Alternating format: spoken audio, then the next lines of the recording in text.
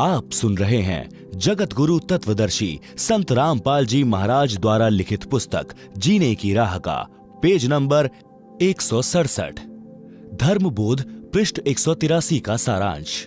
कबीर साहब कहते हैं, कबीर केते जन का दिक गृही जो निज धर्म प्रवीण पायो शुभ गति आप ही और अनहु मति दीन। भावार्थ, राजा जनक जैसे गृहस्थी अपने धर्म के विद्वान थे, यानी मानव कर्म के ज्ञानी थे, जिस कारण से स्वयं भी शुभ गति प्राप्त की, यानी स्वर्ग प्राप्त किया तथा औरों को भी स्वर्ग प्राप्ति का मार्ग बताया। कबीर साहब कहते हैं, हरि के हेत न देत धन देत कुमार्ग माही ऐसे अन्याय अधम बांधे यमपुर जाही। भावार्थ, जो व्यक्ति धर्म नहीं करते और पैसे का गलत प्रयोग करते हैं, शराब पीते हैं, मांस खाते हैं, तंबाकू सेवन करते हैं या व्यर्थ के दिखावे में खर्च करते हैं, ऐसे अन्यायी नीच यमलोक यानी नरक लोक में बांध कर ले जाए जाते हैं। भक्त व्यवहार कैसा हो? नज धन के भागी जेते सगे बंधु परिवार जैसा जाको भाग है दीजय धर्म संभार। भावार्थ, परमेश्वर कबीर जी ने कहा है कि संपत्ति के जो भी जितने भी भाग के कानूनी अधिकारी हैं, उनको पूरा पूरा भाग देना चाहिए। अपने अपने धर्म कर्म को ध्यान में रखकर, यानी भक्त को चाहिए कि जिसका जितना हिस्सा बनता है परमात्मा से डरकर पूरा पूरा बांट दे। धर्मबोध पृष्ठ 184 का सारांश। कबीर साहब कहते हैं, खाट पड़े तब झखई नयनन आवे नीर यतन तब कुछ बने नहीं तनु व्याप मृत्यु पीर। भावार्थ, वृद्ध होकर या रोगी होकर जब मानव चारपाई पर पड़ा होता है और आंखों में आंसू बह रहे होते हैं, उस समय कोई बचाव नहीं हो सकता। मृत्यु के समय होने वाली पीड़ा हो रही होती है। कहते हैं कि जो भक्ति नहीं करते उनका अंत समय महा कष्टदायक होता है। उसके प्राण सरलता से नहीं निकलते। उसको इतनी पीड़ा होती है जैसे 1,00,000 बिच्छुओं ने डंक लगा दिया हो। उस समय यम के दूत उसका गला बंद कर देते हैं। व्यक्ति न बोल सकता है, न पूरा श्वास ले पाता है, केवल आंखों से आंसू निकल रहे होते हैं। इसलिए भक्ति तथा शुभ कर्म जो ऊपर बताए हैं, मानव को अवश्य करने चाहिए। कबीर साहब कहते हैं, देखे जब यम दूतन को इत उत जीव लुकाए महाभयंकर भेष लखी भयभीत हो जाए। भावार्थ, यम के दूतों का भयंकर रूप होता है। मृत्यु के समय यमदूत उसी धर्म व भक्तिहीन व्यक्ति को ही दिखाई देते हैं। उनको देखकर भय के मारे वह प्राणी शरीर में ही इधर उधर छुपने की कोशिश करता है। कबीर साहब कहते हैं, भक्ति दान किया नहीं अब रह कास की ओट मार पीट प्राण निकाल ही जम तोड़ेंगे होंठ। भावार्थ, न गुरु किया, न भक्ति और न दान धर्म किया, अब किसकी ओट में बचेगा? यम के दूत मार पीट करके प्राण निकालेंगे और बिना विचारे चोट मारेंगे, यानी बेरहम होकर पीट पीट कर तेरे होठ फोड़ेंगे। होठ फोड़ना बेरहमी से पीटना अर्थात निर्दयता से मारेंगे। आप सुन रहे हैं जगत गुरु तत्वदर्शी संत रामपाल जी महाराज द्वारा लिखित पुस्तक जीने की राह का पेज नंबर 168 धर्मबोध पृष्ठ 185-186 पर सामान्य ज्ञान है। धर्मबोध पृष्ठ 187 का सारांश। कबीर साहब कहते हैं, मान अपमान सम कर जाने तजय जगत की याश चाह रहित संशय रहित हर्ष शोक नहीं तास। भावार्थ, भक्त को चाहे कोई अपमानित करे उस और ध्यान न दें, उसकी बुद्धि पर रहम करें और जो सम्मान करता है उस पर भी ध्यान न दें, यानी किसी के सम्मानवश होकर अपना धर्म खराब न करें। हानि लाभ को परमात्मा की देन मानकर संतोष करें। कबीर साहब कहते हैं, मार्ग चले अधोगति चार हाथ माही देख पर तरिया पर धन ना चाहे समझ धर्म के लेख। भावार्थ, भक्त मार्ग पर चलते समय नीचे देखकर चलें।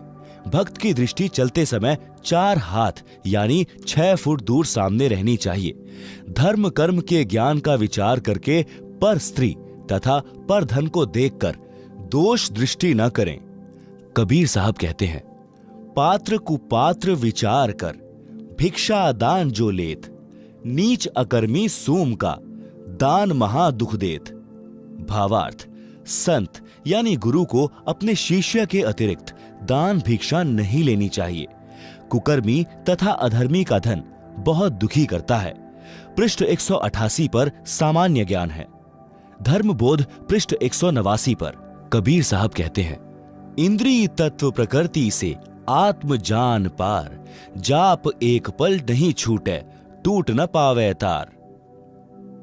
भावार्थ, आत्मा को पांचों तत्वों से भिन्न जाने। शरीर आत्मा नहीं है। निरंतर सतनाम का जाप करें। कबीर साहब कहते हैं, जब जप करी के थक गए, हरि यश गावे संत, कै जिन धर्म पुराण पढ़े, ऐसो धर्म सिद्धांत। भावार्थ, यदि भक्त जाप करते करते थक जाए तो परमात्मा की महिमा की वाणी पढ़ें। यदि याद है तो गाएं या अपने धर्म की पुस्तकों को पढ़ें। यह धार्मिक सिद्धांत है। धर्मबोध पृष्ठ 190 का सारांश। कबीर साहब कहते हैं, ज्ञानी रोगी अर्थार्थी, जिज्ञासु ये चार, सो सब ही हरि ध्यावते, ज्ञानी उतरे पार। भावार्थ, परमात्मा की भक्ति चार प्रकार के व्यक्ति करते हैं। पहला, ज्ञानी। ज्ञानी को विश्वास हो जाता है कि मानव जीवन केवल परमात्मा की भक्ति करके जीव का कल्याण कराने के लिए प्राप्त होता है। उनको यह भी समझ होती है कि केवल एक पूर्ण परमात्मा की भक्ति से मोक्ष होगा। अन्य देवी देवताओं की भक्ति से जन्म मरण का कलेश नहीं कटेगा। पूर्ण सद्गुरु से दीक्षा लेकर बात बनेगी। इसलिए ज्ञानी भक्त पार होते हैं। दूसरा, अर्थार्थी, जो धन लाभ के लिए भक्ति करते हैं। तीसरा, आर्थ यानी संकटग्रस्त, केवल अपने संकट का नाश करने के लिए भक्ति करते हैं। चौथा, जिज्ञासु।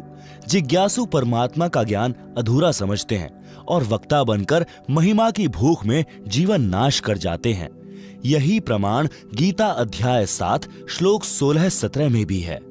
आप सुन रहे हैं जगत गुरु तत्वदर्शी संत रामपाल जी महाराज द्वारा लिखित पुस्तक जीने की राह का पेज नंबर 169, धर्मबोध पृष्ठ 191 का सारांश।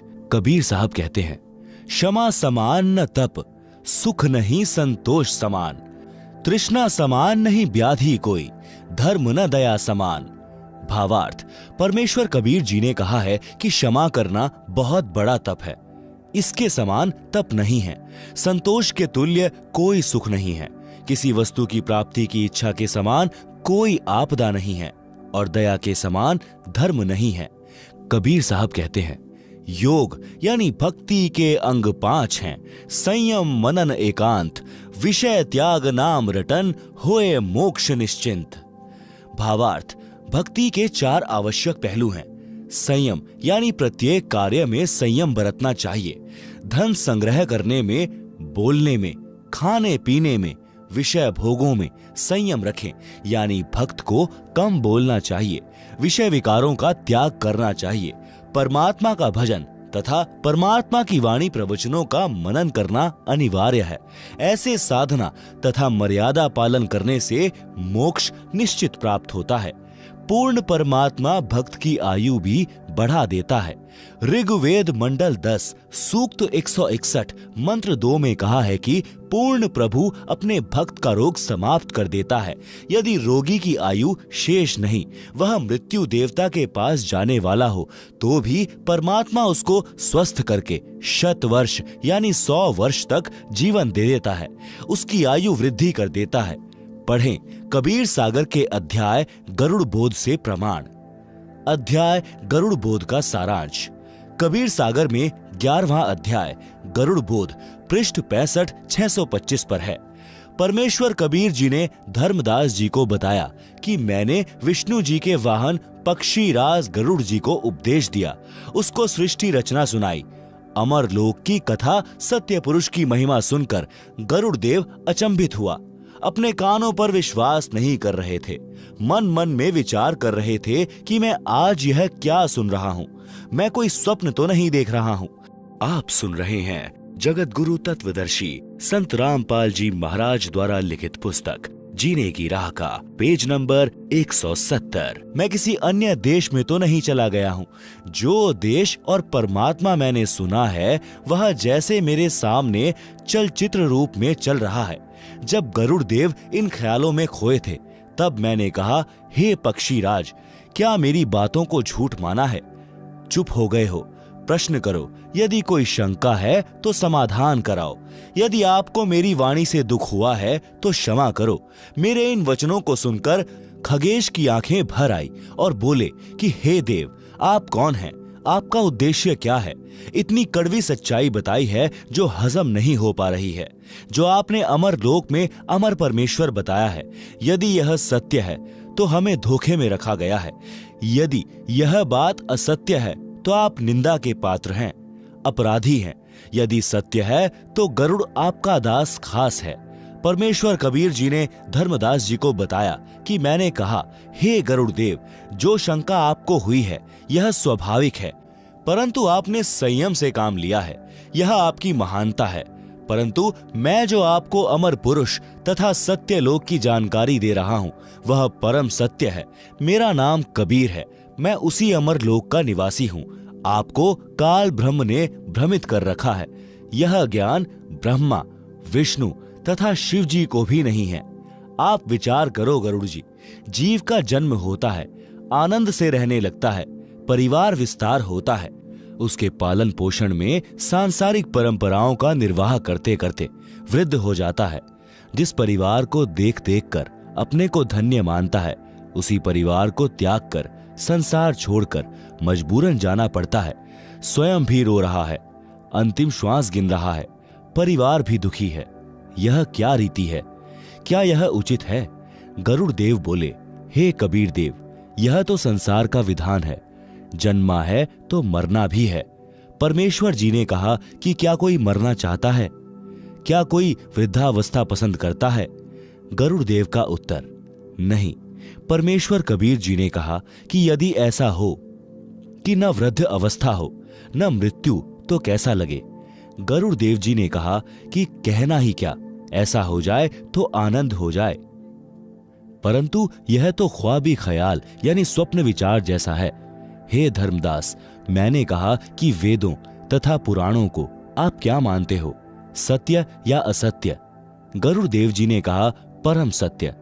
देवी पुराण के 3 स्कंद में स्वयं विष्णु जी ने कहा कि हे माता, तुम शुद्ध स्वरूपा हो। यह सारा संसार तुमसे ही उद्भाषित हो रहा है। मैं ब्रह्मा तथा शंकर आपकी कृपा से विद्यमान है। हमारा तो आविर्भाव यानी जन्म तथा तिरोभाव यानी मृत्यु हुआ करता है। परमेश्वर कबीर जी के मुख कमल से ऐसे पुख्ता प्रमाण यानी सटीक प्रमाण सुनकर गरुड़ देव चरणों में गिर गए, अपने भाग्य को सराहा और कहा कि जो देव सृष्टि की रचना ब्रह्मा, विष्णु, महेश तथा दुर्गा देव तथा निरंजन तक की उत्पत्ति जानता है, वह ही रचनहार परमेश्वर है। आज तक किसी ने ऐसा ज्ञान नहीं बताया। यदि किसी जीव को पता होता, चाहे वह ऋषि महर्षि भी है, तो अवश्य कथा करता। मैंने बड़े बड़े मंडलेश्वरों के प्रवचन सुने हैं, किसी के पास यह ज्ञान नहीं है। इनको वेदों तथा गीता का भी ज्ञान नहीं है। आप स्वयं को छुपाए हुए हो। मैंने आपको पहचान लिया है। कृपा करके मुझे शरण में ले लो परमेश्वर। आप सुन रहे हैं जगत गुरु तत्वदर्शी संत रामपाल जी महाराज द्वारा लिखित पुस्तक जीने की राह का पेज नंबर 171। परमेश्वर कबीर जी ने गरुड़ से कहा कि आप पहले अपने स्वामी श्री विष्णु जी से आज्ञा ले लो कि मैं अपना कल्याण कराना चाहता हूँ। एक महान संत मुझे मिले हैं, मैंने उनका ज्ञान सुना है। यदि आज्ञा हो तो मैं अपना कल्याण करा लूं। मैं आपका दास नौकर हूं, आप मालिक हैं। हमें सब समय इकट्ठा रहना है। यदि मैं छिपकर दीक्षा ले लूंगा तो आपको दुख होगा। गरुड़ ने ऐसा ही किया, विष्णु जी से सब बात बताई। श्री विष्णु जी ने कहा, मैं आपको मना नहीं करता, आप स्वतंत्र हैं। आपने अच्छा किया, सत्य बता दिया, मुझे कोई ऐतराज नहीं है। हे धर्मदास, मैंने गरुड़ को प्रथम मंत्र दीक्षा 5 नाम यानी कमलों को खोलने वाले प्रत्येक देव की साधना के नाम की दी।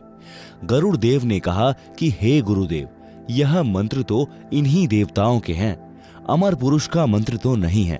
परमेश्वर कबीर जी ने कहा कि ये इनकी पूजा के मंत्र नहीं है, ये इन देवताओं को अपने अनुकूल करके इनके जाल से छूटने की कुंजी है।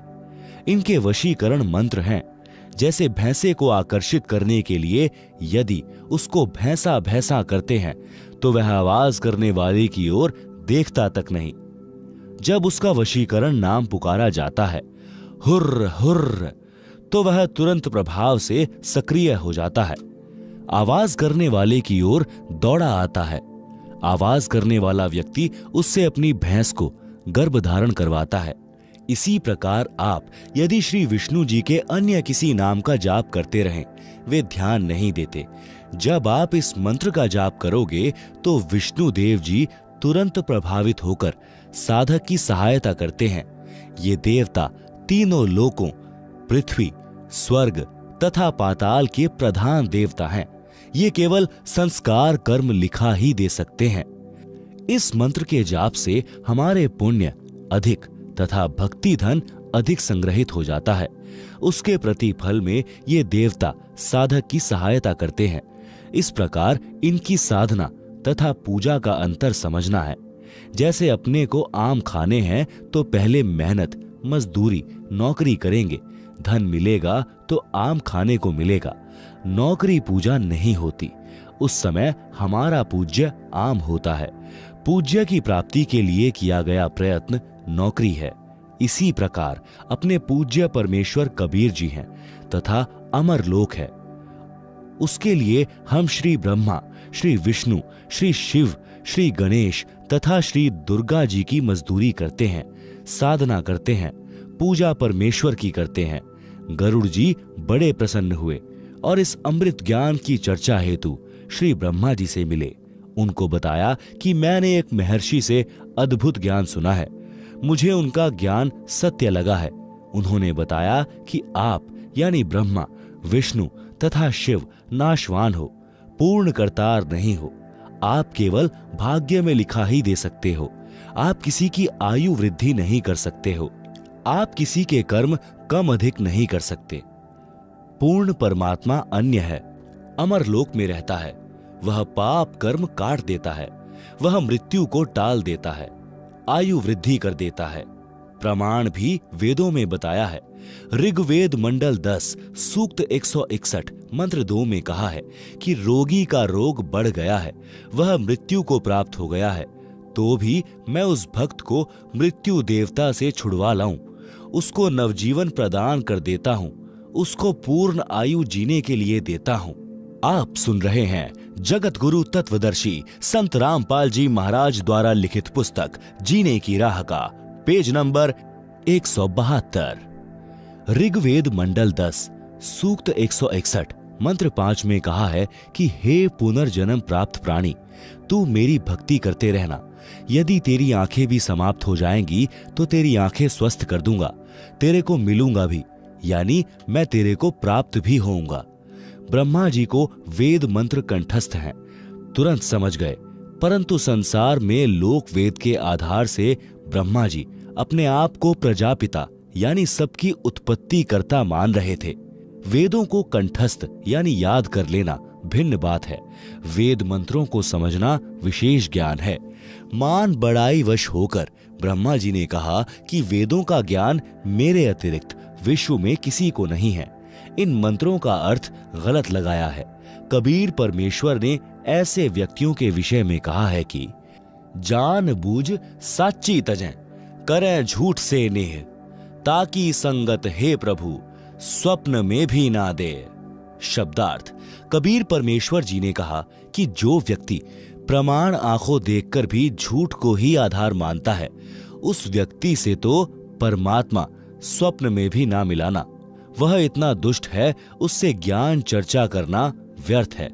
ब्रह्मा जी गरुड़ के वचन सुनकर अति क्रोधित हुए और कहा कि तेरी पक्षी वाली बुद्धि है, तेरे को कोई कुछ कह दे उसी की बातों पर विश्वास कर लेता है, तेरे को अपनी अक्ल नहीं है।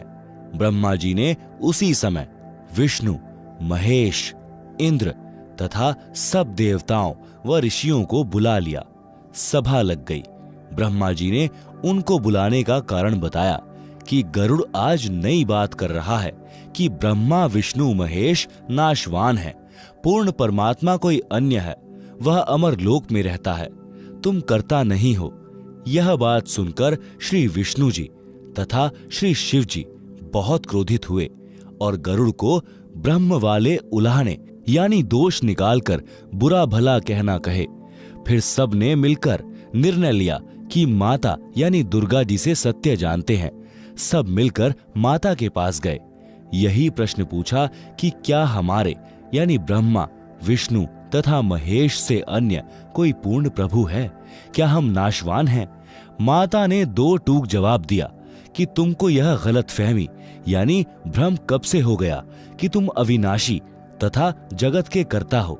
यदि ऐसा है तो तुम मेरे भी कर्ता यानी बाप हुए, जबकि तुम्हारा जन्म मेरी कोख से हुआ है। वास्तव में परमेश्वर अन्य है, वही अविनाशी है, वही सबका कर्ता है। यह बात सुनकर सभा भंग हो गई।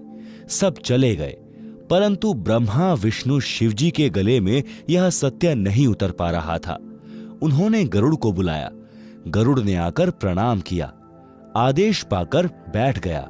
आप सुन रहे हैं जगत गुरु तत्वदर्शी संत रामपाल जी महाराज द्वारा लिखित पुस्तक जीने की राह का पेज नंबर 173। तीनों देवताओं ने कहा, हे पक्षीराज, आपको कैसे विश्वास हो कि हम जगत के कर्ता हैं? आप जो चाहो परीक्षा करो। गरुड़ जी उठकर उड़कर मेरे पास यानी कबीर जी के पास आए तथा सब वृतांत बताया। तब मैंने कहा कि बंग देश यानी वर्तमान में बांग्लादेश में एक ब्राह्मण का 12 वर्षीय बालक है। उसकी आयु समाप्त होने वाली है, वह कुछ दिन का मेहमान है।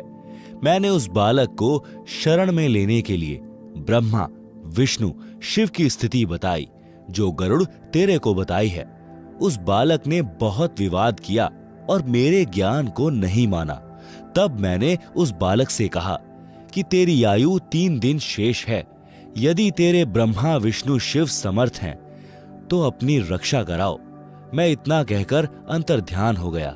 बालक बेचैन है, उस बालक को लेकर देवताओं के पास जाओ। उनसे कुछ बनना नहीं है, फिर आप मेरे से ध्यान से बातें करना।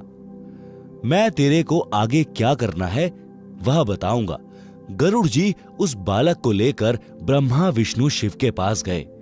गरुड़ ने बालक को समझाया कि आप उन देवताओं से कहना कि हम आपके भक्त हैं। मेरे दादा परदादा पिता और मैंने सदा आपकी पूजा की है। मेरे जीवन के 2 दिन शेष हैं। मेरी आयु भी क्या है, कृपा मेरी आयु वृद्धि कर दें। बच्चे ने यही विनय की तो तीनों ने कोशिश की, परंतु व्यर्थ। फिर विचार किया कि धर्मराज यानी न्यायाधीश के पास चलते हैं। सबका हिसाब यानी अकाउंट उसी के पास है, उससे वृद्धि करा देते हैं। यह विचार करके सब के सब धर्मराज के पास गए। उनसे तीनों देवताओं ने कहा कि पहले तो यह बताओ कि इस ब्राह्मण बच्चे की कितनी आयु है। धर्मराज ने डायरी यानी रजिस्टर देखकर बताया कि कल इसकी मृत्यु हो जाएगी। तीनों देवताओं ने कहा कि आप इस बच्चे की आयु वृद्धि कर दो। धर्मराज ने कहा यह असंभव है। तीनों ने कहा कि हम आपके पास बार बार नहीं आते। आज इज्जत बेइज्जती का प्रश्न है, हमारे आए हुओं की इज्जत तो रख लो। धर्मराज ने कहा कि एक पल भी न बढ़ाई जा सकती है न घटाई जा सकती है। यदि आप अपनी आयु इसको दे दो तो वृद्धि कर सकता हूं। यह सुनते ही सबकी हवा निकल गई। उस समय कहने लगे कि यह तो परमेश्वर ही कर सकता है। वहां से तुरंत चल पड़े और गरुड़ से कहा कि कोई और समर्थ शक्ति है तो तुम इसकी आयु बढ़वा कर दिखा दो। गरुड़ ने कबीर जी से ध्यान द्वारा यानी टेलीफोन से संपर्क किया। परमेश्वर कबीर जी ने ध्यान द्वारा बताया कि आप इसके लिए मानसरोवर से जल ले आओ। वहां एक श्रवण नाम का भक्त मिलेगा, उसको मैंने सब समझा दिया है। आप अमृत ले आओ। गरुड़ जी ने जैसी आज्ञा हुई वैसा ही किया। अमृत लाकर उस बच्चे को पिला दिया। उस बालक के पास मैं गया। गरुड़ ने उसे सब समझा दिया कि अमृत तो बहाना है, ये स्वयं परमेश्वर हैं।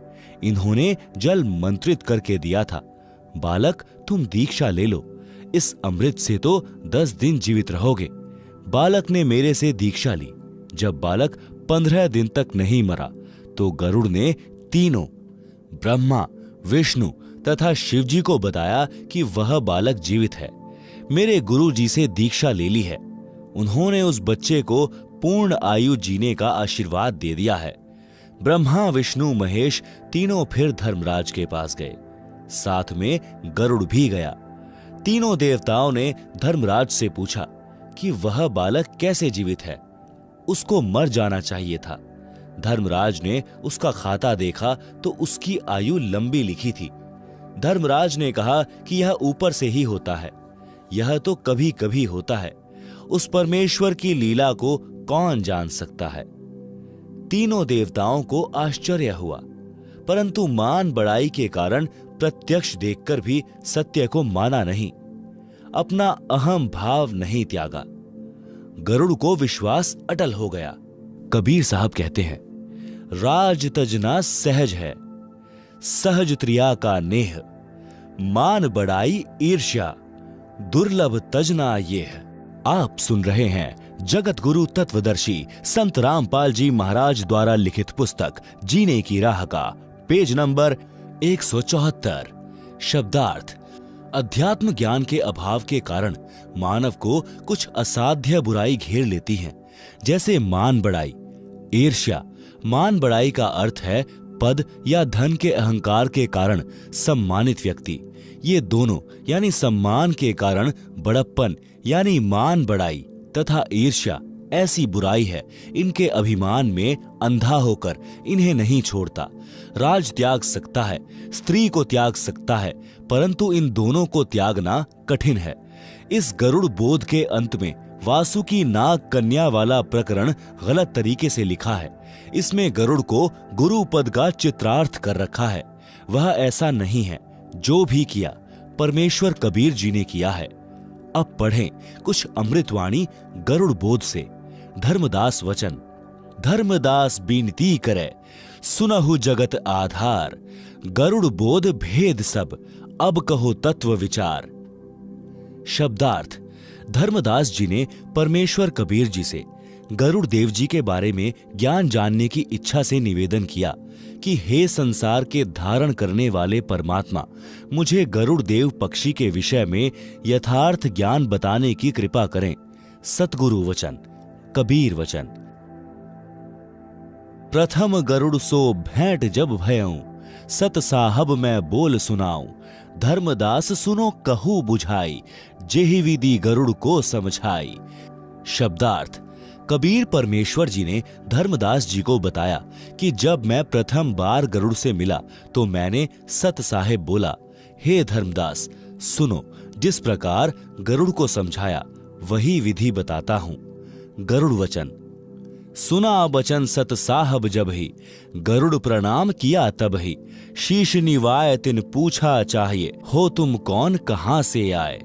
आप सुन रहे हैं जगत गुरु तत्वदर्शी संत रामपाल जी महाराज द्वारा लिखित पुस्तक जीने की राह का पेज नंबर 175। शब्दार्थ। जब गरुड़ पक्षी ने सत साहेब वचन सुना, उसी समय प्रणाम किया, सिर झुकाकर मुझसे पूछा कि आप कौन हो, कहां से आए हो। ज्ञानी कबीर वचन। कहा कबीर है नाम हमारा, तत्व ज्ञान देने आए संसारा, सत्य पुरुष है कुल का दाता, हम वाका सब भेद बताता, सत्य लोक से हम चली आए, जीव छुड़ावन जग में प्रकटाए। शब्दार्थ। कबीर ने कहा कि मैंने गरुड़ को बताया कि मेरा नाम कबीर है। संपूर्ण विश्व को तत्व ज्ञान यानी यथार्थ अध्यात्म ज्ञान प्रदान करने आया हूं। मैं सत्यलोक यानी सनातन परम धाम से चलकर आया हूं। काल जाल से जीवों को छुड़वाने के लिए जग में प्रकट हुआ हूं। सत्य पुरुष कुल का मालिक है, सबका पोषण करने वाला है, सबका दाता है। मैं उसका संपूर्ण भेद बता दूं। गरुड़ वचन। सुनत बचन अचंभो माना, सत्य पुरुष है कौन भगवाना, प्रत्यक्ष देव श्री विष्णु कहावे, दश अवतार धरी धरी जावे। शब्दार्थ। कबीर जी ने बताया कि गरुड़ ने सत्य साहिब सुना तो आश्चर्य किया और पूछा कि यह कौन परमात्मा है। अध्यात्म ज्ञान से स्पष्ट है कि श्री विष्णु परमात्मा है, वही 10 अवतार धारण करके पृथ्वी पर आता है। ज्ञानी कबीर वचन। तब हम कहिया सुनो गरुड़ सुजाना, परम पुरुष है पुरुष पुराना। वह कबहू ना मरता भाई, वह गर्भ से देह धरता नाई। कोटि मरे विष्णु भगवाना, क्या गरुड़ तुम नहीं जाना। जाका ज्ञान वेद बतलावे, वेद ज्ञान कोई समझ ना पावे। जिसने कीन्हा सकल विस्तारा, ब्रह्मा विष्णु महादेव का सिरजनहारा। जुनी संकट वह नहीं आवे, वह तो साहिब अक्षय कहावे। शब्दार्थ। कबीर जी ने कहा है कि हे सज्जन गरुड़, सुनो, यह सत्य पुरुष यानी परम पुरुष आदि परमात्मा है, यानी सदा का भगवान है। वह कभी नहीं मरता तथा न गर्भ से जन्म लेता। हे गरुड़, क्या आपको पता नहीं कि करोड़ों विष्णु मर चुके हैं। जिस परम अक्षर पुरुष का ज्ञान वेदों में बताया है, उस वेद के ज्ञान को ठीक से कोई समझ नहीं सका। जिसने सर्व ब्रह्मांडों का विस्तार किया है, जिसने ब्रह्मा विष्णु तथा शिव की उत्पत्ति की है, वह परमात्मा 84 लाख योनियों के संकट में नहीं आता। वह तो अविनाशी कहा जाता है। गरुड़ वचन। राम रूप धरि विष्णु आया, जिन लंका का मारा राया। पूर्ण ब्रह्म है विष्णु अविनाशी, है बंदी छोड़ सब सुख राशि। 33 कोटि देवतन की बंद छुड़ाई, पूर्ण प्रभु है राम राई। आप सुन रहे हैं जगत गुरु तत्वदर्शी संत रामपाल जी महाराज द्वारा लिखित पुस्तक जीने की राह का पेज नंबर 176। शब्दार्थ। गरुड़ ने कहा कि विष्णु जी ने राम का अवतार धारण करके श्रीलंका के राजा रावण को मारा था। श्री विष्णु जी अविनाशी पूर्ण ब्रह्म हैं। 33 करोड़ देवताओं को राजा रावण की कैद से छुड़वाया। वह सब सुखों की खान बंदी छोड़ है। श्री राम राजा पूर्ण परमात्मा है। ज्ञानी कबीर वचन। तुम गरुड़ कैसे कहो अविनाशी, सत्य पुरुष बिन कटे न काल की फांसी। जा दिन लंक में करी चढ़ाई, नाग फांस में बंधे रघुराई। सेना सहित राम बंधाई, तब तुम नाग जा मारे भाई। तब तेरे विष्णु बंधन से छूटे, याकू पूजे भाग जाके फूटे। कबीर ऐसी माया अटपटी, सब घट आन अड़ी। किस किस को समझाऊं, कुएं भांग पड़ी। शब्दार्थ। कबीर जी ने कहा कि हे गरुड़ देव, आप श्री विष्णु जी को कैसे अविनाशी कहते हो। सत्य पुरुष के बिना काल की फांस यानी कर्म बंधन समाप्त नहीं हो सकता। हे गरुड़, याद कर, जिस समय श्री रामचंद्र जी ने श्रीलंका पर आक्रमण किया था, युद्ध के दौरान श्री राम तथा उसकी सब सेना नाग फांस में बंधी थी। तुमने श्री राम तथा सर्व सेना को नाग फांस काट कर मुक्त करवाया था। तब तेरे विष्णु बंधन से छूटे थे। श्री राम व सेना के लिए तो आप बंदी छोड़ हुए। जो श्री विष्णु को इष्ट रूप में पूजता है, उसका भाग्य फूटा है, यानी खराब किस्मत वाला है। कबीर जी ने दुखी मन से कहा कि काल ब्रह्म ने अपने माया जाल से सर्व प्राणियों का घट यानी हृदय अज्ञान से भरा है। किस किस को समझाऊं। यह तो ऐसी समस्या है जैसे किसी ने कुएं के जल में 1 क्विंटल भांग कूट पीस कर मिलाई हो। जो भी व्यक्ति उस कुएं के जल को पिएगा, उसको भी नशा हो जाएगा। जितने भी व्यक्ति उस भांग को पीकर नशे में होते हैं, उन सबकी एक जैसी लड़खड़ाकर चाल, तुतलाई बोली होती है। यही दशा काल ब्रह्म के द्वारा भ्रमित प्राणियों की है। वे सब यही कहते हैं कि श्री विष्णु तथा श्री शिव, श्री ब्रह्मा अविनाशी प्रभु हैं, सबके उत्पत्ति, स्थिति तथा संहार करता है। इन तीनों से अन्य कोई परमात्मा ही नहीं है। गरुड़ वचन। ज्ञानी गरुड़ है दास तुम्हारा, तुम बिन नहीं जीव निस्तारा। इतना कह गरुड़ चरण लिपटाया, शरण लेवो अविगत राया। कबहु ना छोड़ूं तुम्हारा शरणा, तुम साहब हो तारण तरना। पत्थर बुद्धि पर पड़े हैं ज्ञानी, हो तुम पूर्ण ब्रह्म लिया हम जानी। शब्दार्थ, गरुड़ जी ने कबीर जी से कहा है कि हे विद्वान कबीर जी, मैं गरुड़ आपका गुलाम हूं, आपके बिना जीव का कल्याण संभव नहीं है। कबीर जी ने धर्मदास जी को बताया कि इतनी बात कहकर गरुड़ मेरे चरणों से लिपट गया और बोला, हे परमेश्वर, मुझे शरण में ले लो, मैं कभी आपकी शरण नहीं छोड़ूंगा। आप वास्तव तरण तारण यानी पूर्ण मोक्ष करने वाले हो। हे ज्ञानी कबीर जी, हम जीवों की बुद्धि पर अज्ञान के पत्थर पड़े हैं। अब मुझे ज्ञान हो गया है कि आप ही पूर्ण ब्रह्म हैं। आप सुन रहे हैं जगत गुरु तत्वदर्शी संत रामपाल जी महाराज द्वारा लिखित पुस्तक जीने की राह का पेज नंबर 177। ज्ञानी कबीर वचन। तब हम गरुड़ को 5 नाम सुनाया, तब वाकू संशय आया। यह तो पूजा देवतन की दाता, या से कैसे मोक्ष विधाता। तुम तो कहो दूसरा अविनाशी, वा से कटे काल की फांसी। नायब से कैसे साहिब डरही, कैसे मैं भव सागर तिरही। शब्दार्थ, कबीर परमेश्वर जी ने धर्मदास जी को बताया कि गरुड़ की प्रार्थना पर मैंने उसे 5 नाम की दीक्षा मंत्र दिया, जो शरीर में बने कमलों में प्रकट देवताओं व देवी दुर्गा की साधना के हैं। तब गरुड़ को शंका हुई कि हे प्रभु, आपने तो ये मंत्र देवताओं की पूजा के दिए हैं। आपने तो बताया है कि इनसे दूसरा वास्तव अविनाशी सत्य पुरुष है, वह काल के बंधन को काटता है। इन देवताओं की पूजा से कैसे पूर्ण मोक्ष हो सकेगा। ये तो नायब यानी छोटे देव हैं। इनका साहब यानी मालिक काल प्रभु है। नायब यानी छोटे देवता से साहब यानी मालिक कैसे भय मानेगा, यानी इन देवताओं की भक्ति से काल के जाल से कैसे छूट पाएंगे। ज्ञानी कबीर वचन। साधना को पूजा मत जानो, साधना को मजदूरी मानो। जो को आम्र फल खानो चाहे, पहले बहुते मेहनत करावे। धन होवे फल आम्र खावे, आम्र फल इष्ट कहावे। पूजा इष्ट पूज्य की कहिए, ऐसे मेहनत साधना लहिए। यह सुन गरुड़ भयो आनंदा, संशय सूल कियो निकंदा। भावार्थ, परमेश्वर कबीर जी से गरुड़ देव ने कहा कि हे परमेश्वर, आपने तो इन्हीं देवताओं के नाम मंत्र दे दिए, यह इनकी पूजा है। आपने बताया कि ये तो केवल 16 कला युक्त प्रभु हैं। काल 1000 कला युक्त प्रभु है। पूर्ण ब्रह्म असंख्य कला का परमेश्वर है। आपने सृष्टि रचना में यह भी बताया है कि काल ने आपको रोक रखा है। काल ब्रह्म के अधीन तीनों देवता ब्रह्मा, विष्णु, शिव जी हैं। हे परमेश्वर, नायब यानी उप यानी छोटा से साहब यानी स्वामी मालिक कैसे डरेगा, यानी ब्रह्मा, विष्णु, शिव जी तो केवल काल ब्रह्म के नायब हैं। जैसे नायब तहसीलदार यानी छोटा तहसीलदार होता है, तो छोटे से बड़ा कैसे डर मानेगा। भावार्थ है कि ये काल ब्रह्म के नायब हैं।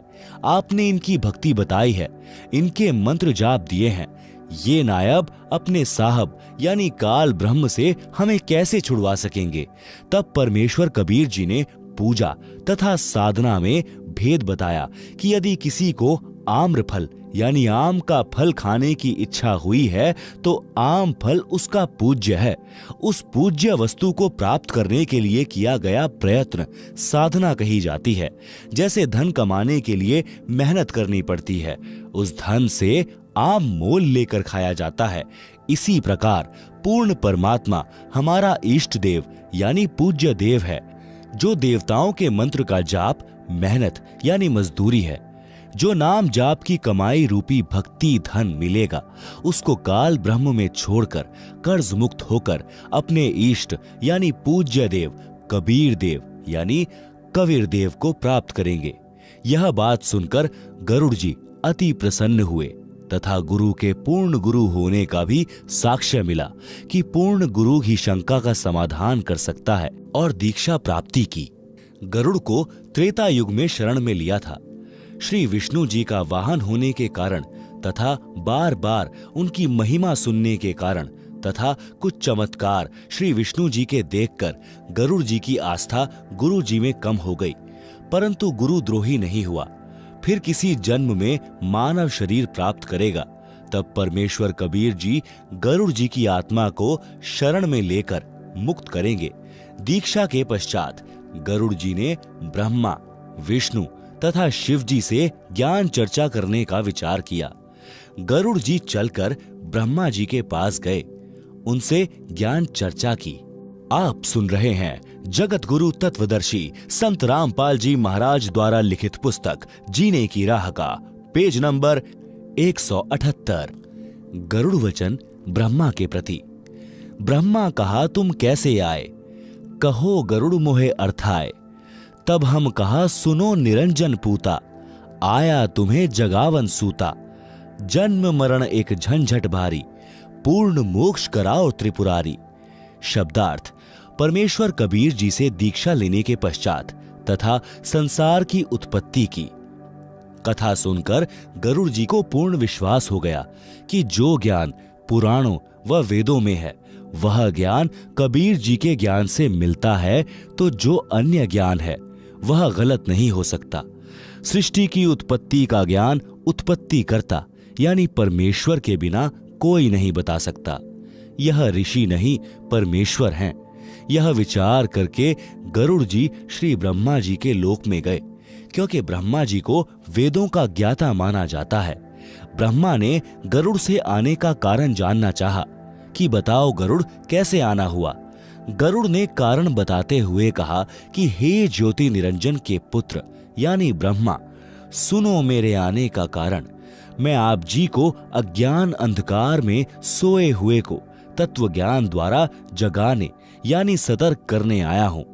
जन्म मरण का भारी संकट है, आप अपना पूर्ण मोक्ष करवाओ। ब्रह्मा वचन: हमरा कोई जन्म नहीं दाता, केवल एक हमारी माता। पिता हमारा निराकर जानी, हम हैं पूर्ण सारंग पानी। हमरा मरण कभू नहीं होवे, कौन अज्ञान में पक्षी सोवे। तब ही ब्रह्मा विमान मंगावा, विष्णु ब्रह्मा को तुरंत बुलावा। गए विमान दोनों पासा, पल में आन विराजे पासा। इंद्र कुबेर वरुण बुलाए, 33 करोड़ देवता आए। आए ऋषि मुनि और नाथा, सिद्ध साधक सब आ जाता। ब्रह्मा कहा, गरुड़ नींद में बोले, कोरी झूठ कुफर बहु तोले। कह कोई और है सिरजनहारा, जन्म मरण बतावे हमारा। ताते मैं ये मजलिस जोड़ी, गरुड़ के मन क्या बाता दौड़ी। ऋषि मुनि अनुभव बताता, ब्रह्मा विष्णु शिव विधाता। निर्गुण सरगुण यही बन जावें, कबहू नहीं मरण में आवें। आप सुन रहे हैं जगत गुरु तत्वदर्शी संत रामपाल जी महाराज द्वारा लिखित पुस्तक जीने की राह का पेज नंबर 179। शब्दार्थ: ब्रह्मा ने कहा कि हे गरुड़, हमारा जन्म मृत्यु होता ही नहीं, हमारा कोई माता पिता नहीं, हमारी केवल एक माता है। हमारा पिता निराकार है, हम पूर्ण परमात्मा हैं। यानी सारंग माने धनुष, पानी माने हाथ, हाथ में धनुष रखने वाले को काल लोक के प्राणी परमात्मा कहते हैं। हे पक्षी गरुड़, तू अज्ञान निद्रा में सोया है। सुन, हमारा जन्म मरण कभी नहीं होता। उसी समय ब्रह्मा ने विमान मंगवाकर चालक से कहा कि विष्णु और शिव को ले आओ। विमान दोनों को क्षण में लेकर आ गया।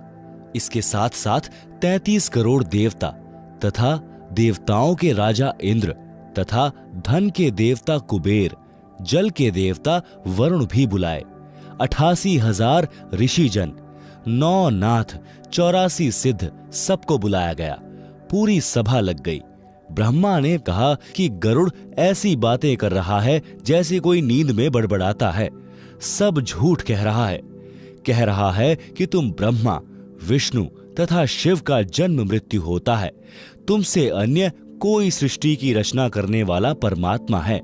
इसलिए हमने यह सभा बुलाई है कि गरुड़ के मन में ये कैसी बातें आ रही हैं। ब्रह्मा जी कहते रहे थे कि सब ऋषि व मुनि यानी साधक अपना अनुभव बताते हैं कि ब्रह्मा, विष्णु तथा शिव जगत के उत्पत्तिकर्ता परमात्मा हैं।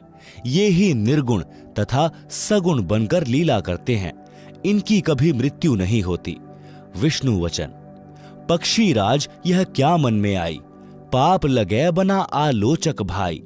हमसे और कौन बड़ेरा दाता, हम हैं कर्ता और चौथी माता। तुमरी मति अज्ञान हर लीनी, हम हैं पूर्ण करतार तीनी। शब्दार्थ। विष्णु ने कहा कि हे पक्षियों के राजा गरुड़, तेरे मन में यह गलत बात कैसे आई कि हमारा जन्म मरण होता है। आप तो निंदा के पात्र बन गए हैं। हमसे बड़ा कौन परमात्मा है। हम तीनों तथा चौथी माता दुर्गा ही इस संसार के कर्ता हैं। तेरी बुद्धि अज्ञान ने समाप्त कर दी है। हमसे कोई अन्य सृष्टि का उत्पत्ति करता बता रहा है। हम तीनों पूर्ण करतार यानी पूर्ण परमात्मा हैं, सृष्टि के उत्पत्ति करता हैं। महादेव वचन। कह महादेव पक्षी है भोला, हृदय ज्ञान इन नहीं तोला। ब्रह्मा बनावे विष्णु पाले, हम सबका का करते काले। और बता गरुड़ अज्ञानी, ऋषि बतावे तुम नहीं मानी। चलो माता से पूछे बाता, निर्णय करो कौन है विधाता। सबने कहा सही है बानी, निर्णय करेगी माता रानी। सब उठ गए माता पासा, आपन समस्या करी प्रकाशा। आप सुन रहे हैं जगत गुरु तत्वदर्शी संत रामपाल जी महाराज द्वारा लिखित पुस्तक जीने की राह का पेज नंबर 180। शब्दार्थ। महादेव यानी शिवजी ने कहा कि यह पक्षी भोला है। इसने अपने ज्ञान की जांच किए बिना ही बोल रहा है। ब्रह्मा जीव की उत्पत्ति करता है, विष्णु पालन करता है, मैं संहार करता हूं। हे अज्ञानी गरुड़, तू बता अन्य कौन समर्थ प्रभु है। श्री शिवजी ने उपस्थित सभा से कहा कि चलो माता दुर्गा जी से जानते हैं कि पूर्ण परमात्मा कौन है, निर्णय करके बताएं। शिवजी की राय का सबने अनुमोदन किया। कहा कि आपकी बातें सही हैं, माता रानी निर्णय करेंगी। सभा में उपस्थित सब उठकर माता देवी जी के पास गए और अपनी समस्या बताई। माता वचन। कहा माता गरुड़ बताओ, और करता है कौन समझाओ। शब्दार्थ। माता देवी ने गरुड़ से ही प्रश्न किया कि तुम ही बताओ, संसार का विधाता यानी उत्पत्ति करने वाला इनसे भिन्न कौन है। गरुड़ वचन। मात तुम जानत हो सारी, सच बता कहे न्याकारी। सभा में झूठी बात बनावे, वाका वंश समूला जावे। मैं सुना और आंखों देखा, करता अविगत अलग विशेषा। जहां से जन्म हुआ तुम्हारा, वह है सबका सर्जनहारा। वेद जाका नित गुण गावे, केवल वही एक अमर बतावें। मर हैं ब्रह्मा विष्णु नरेशा, मर हैं सब शंकर शेषा। अमर पुरुष सतपुरु रहता, अपने मुख सत्य ज्ञान वह कहता। वेद कहें वह पृथ्वी पर आवे, भूले जीवन को ज्ञान बतलावे। क्या ये झूठे शास्त्र सारे, तुम व्यर्थ बन बैठे सिरजनहारे। मान बड़ाई छोड़ो भाई, ताकि भक्ति करे अमरापुर जाई। माता कहना साची बाता, बताओ देवी है कौन विधाता। शब्दार्थ। गरुड़ ने कहा, हे माता, आपको सब ज्ञान है। न्यायाधीश को चाहिए कि वह सत्य बात कहे। जो न्यायकर्ता सभा में झूठी बात करता है तो यह परमात्मा का विधान है कि उसका वंश नष्ट होता है। गरुड़ ने आगे कहा कि हे माता, जिस परमेश्वर ने आपकी भी उत्पत्ति की है वह सबका उत्पत्ति करता है। मैंने आंखों देखा और तत्वदर्शी से सुना है। वह कर्ता दिव्य अविगत विशेष है। वह भिन्न है, यानी अविगत का अर्थ है जिसका भेद गुप्त हो। वेदों में उसी की महिमा अधिक कही है। वेदों में बताया है कि केवल वही एक अविनाशी बताया है। ब्रह्मा, विष्णु तथा शिव की मृत्यु होगी। अविनाशी परमात्मा तो सतलोक यानी ऋतधामा में रहता है। वही पृथ्वी पर प्रकट होकर यथार्थ आध्यात्मिक ज्ञान अपने मुख से बोली वाणी में बताता है। अज्ञान के कारण सत्य भक्ति मार्ग से भटके अच्छे साधकों को सत्य मार्ग का ज्ञान कराता है। यह सब वेदों में प्रमाण है। क्या ये सब शास्त्र झूठे हैं? हे तीनों देवताओं, आप फोकट सिरजनहार बने बैठे हो। हे भाई, ब्रह्मा, विष्णु, शिव, मान बड़ाई त्याग कर अपने जीव का कल्याण करवाओ। उस पूर्ण परमात्मा की भक्ति करो। गरुड़ ने माता की ओर अभिमुख होकर प्रार्थना की कि हे माता, सत्य बताओ, कौन है संसार का उत्पत्ति करता? आप सुन रहे हैं जगत गुरु तत्वदर्शी संत रामपाल जी महाराज द्वारा लिखित पुस्तक जीने की राह का पेज नंबर 181। माता दुर्गा वचन। माता कह सुनो रे पूता, तुम जोगी तीनों अवधूता। भक्ति करी ना मालिक पाए, अपने को तुम अमर बताए। वह करता है सबसे न्यारा, हम तुम सबका सिरजनहारा। गरुड़ कहत है सच्ची बानी, ऐसे बचन कहा माता रानी। सब उठ गए अपने अस्थाना, साच बचन काहू नहीं माना। शब्दार्थ। माता देवी दुर्गा ने ब्रह्मा, विष्णु, शिव से कहा कि हे पुत्रों, सुनो, तुम तीनों स्वयं साधक हो, सत्य भक्ति की नहीं, अपने को अमर बता रहे हो, क्योंकि तुम्हें परमात्मा मिला ही नहीं। वह सृष्टि का उत्पत्ति करता तो सबसे भिन्न है। उसी ने तुम्हारे और हमारे जीवों की आत्मा की उत्पत्ति की है। माता ने जब यह बात कही तो सभा के सब सदस्य व ब्रह्मा, विष्णु, महेश उठकर अपने अपने स्थानों पर चले गए, परंतु माता की बात को भी सत्य नहीं माना। गरुड़ वचन। ब्रह्मा विष्णु मोहे बुलाया, महादेव भी वहां बैठ पाया। तीनों कहे कोई दो प्रमाणा, तब हम तोहे साचा जाना।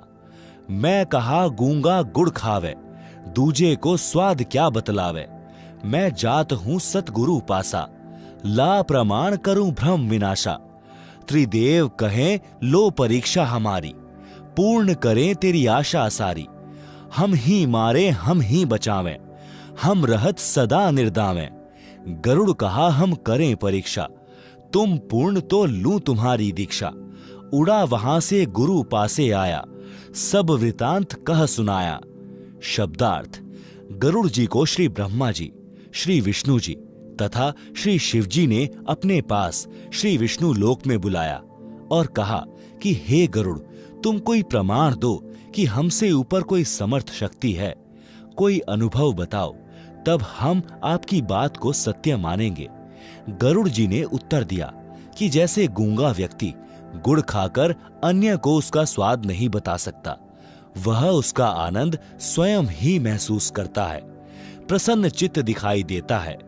इसी प्रकार मैं अपने अनुभव को आपसे साझा नहीं कर सकता। मैंने सद्गुरु से सत्य आध्यात्मिक ज्ञान सुना है तथा पूर्ण परमात्मा को आंखों देखा है। आपको तो सद्गुरु ही परमात्मा के दर्शन करवा सकते हैं। मैं अपने सद्गुरु जी के पास जाता हूं, आपको विश्वास करवाने के लिए कोई प्रमाण लाऊंगा जिससे आपकी शंका का समाधान हो सके। तीनों देवता बोले कि तू हमारी परीक्षा करके देख, हम तेरी सब मनोकामना पूर्ण कर देंगे। हम ही उत्पन्न करते हैं, हम ही पालन करते हैं, हम ही मारते हैं, हम ही मृत्यु से बचाते हैं। हम तीनों पूर्ण स्वतंत्र हैं, हम जो चाहें वही कर सकते हैं। गरुड़ जी ने कहा कि मैं आपकी परीक्षा लूंगा। यदि आप पूर्ण परमात्मा साबित हुए तो मैं आपका शिष्य बनूंगा। गरुड़ वहां से उड़कर सद्गुरु कबीर जी के पास आया। कबीर जी उस समय जोगजीत नाम से प्रकट थे। जोगजीत जी यानी कबीर जी को सब वृतांत बताया। आप सुन रहे हैं जगत गुरु तत्वदर्शी संत रामपाल जी महाराज द्वारा लिखित पुस्तक जीने की राह का पेज नंबर 182। सतगुरु कबीर वचन। गरुड़ सुनो बंग देश को जाओ, बालक मरेगा कहो उसे बचाओ। 3 दिन की आयु शेषा, करो जीवित ब्रह्मा विष्णु महेशा। फिर हम पास आना भाई, हम बालक को देवें जिवाई। बंग देश में गरुड़ गयो, बालक लिया साथ। त्रिदेवा से अर्ज करी, जीवन दे बालक करो सुनाथ। शब्दार्थ। कबीर जी ने कहा कि हे गरुड़, आप बंग देश यानी वर्तमान में बांग्लादेश में जाओ। वहां एक बालक की 3 दिन की आयु शेष है, उसकी मृत्यु होगी। उस बालक को लेकर ब्रह्मा, विष्णु, महेश के पास ले जाना। उनसे कहना कि इस बालक को जीवित करो। उनसे जीवित नहीं होगा, फिर मेरे पास बालक को ले आना, मैं जीवित कर दूंगा। गरुड़ जी अपने सद्गुरु के आदेशानुसार बंग देश से बालक साथ लेकर तीनों देवताओं के पास गया और अर्ज की कि इस लड़के की आयु वृद्धि करके जीवन दान दो तो मानूं कि आप समर्थ परमात्मा हो। त्रिदेव वचन। धर्मराज पर है लेखा सारा, बासे जाने सब विचारा। गरुड़ और बालक सारे, गए धर्मराज दरबारे। धर्मराज से आयु जानी, दिन 3 शेष बखानी। या की आयु बढ़े नाही, मृत्यु अति नियड़े आई। त्रिदेव कहाँ आए राखो लाजा, हम क्या मुख दिखावें धर्मराजा। धर्म कह आपन आयु दे भाई, तो बालक की आयु बढ़ जाई। चले तीनों नहीं पार बसाई, बने बैठे थे समर्थ राय। सुन गरुड़ यह सत्य है भाई, आई मृत्यु न टाली जाई। शब्दार्थ। तीनों देवताओं ने कहा कि धर्मराज के पास सब जीवों की जन्म मृत्यु का लेखा है, उनसे बात करते हैं। गरुड़, बच्चा तथा तीनों देवता धर्मराज यानी काल ब्रह्म का न्यायाधीश के कार्यालय में गए और बालक की आयु कितनी शेष है यह पता किया तो 3 दिन की आयु शेष पाई। धर्मराज ने कहा कि इसकी मृत्यु अति निकट है, आयु बढ़ नहीं सकती।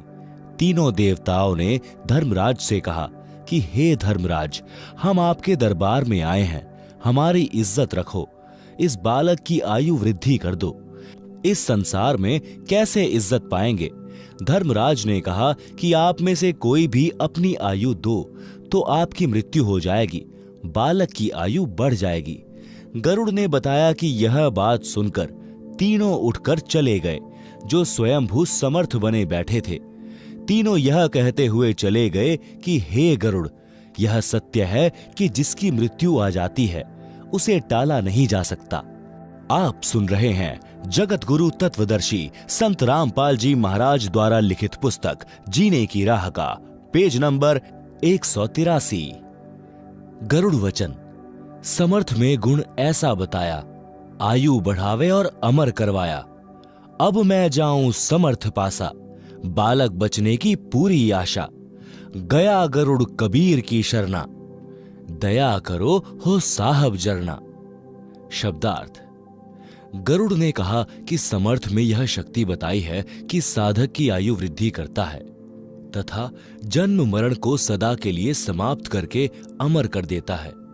अब मैं समर्थ परमेश्वर के पास जाता हूं, लड़के की मृत्यु टलने की पूरी आश है।